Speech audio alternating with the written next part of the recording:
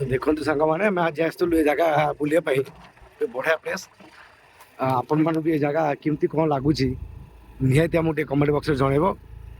ଆଉ ମୁଁ ଟିକେ ଭଲ ଭାବରେ ଦେଖାଇ ଦିଏ ଏଇ ଲୋକେସନଟା ଦେଖନ୍ତୁ।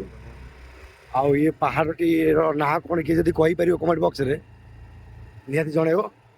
ଆଉ ଦେଖନ୍ତୁ କେତେ ସୁନ୍ଦର ଭାବରେ ଗଛ ଗୁଡ଼ାକ ଉଠିଛି ଯିଏ କେବଳ ଲଗେଇଛନ୍ତି, କିନ୍ତୁ ପ୍ରକୃତିର ତ ବିରଳ ଦୃଶ୍ୟ କେବେ ମୁଁ ଦେଖିନଥିଲି।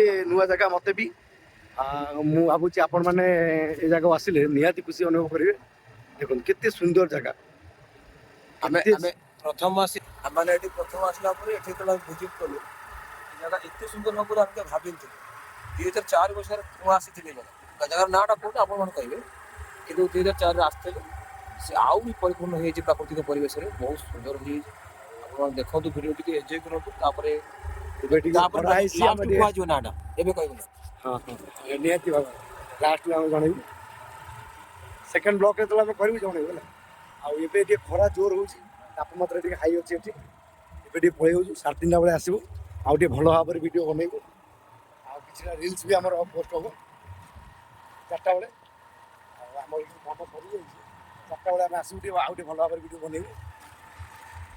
ଆଉ ସେ ପର୍ଯ୍ୟନ୍ତ ଟିକେ ବୁଲେଇ ଦେଉଛି। ଦେଖନ୍ତୁ କେତେ ବଢ଼ିଆ ଜାଗା।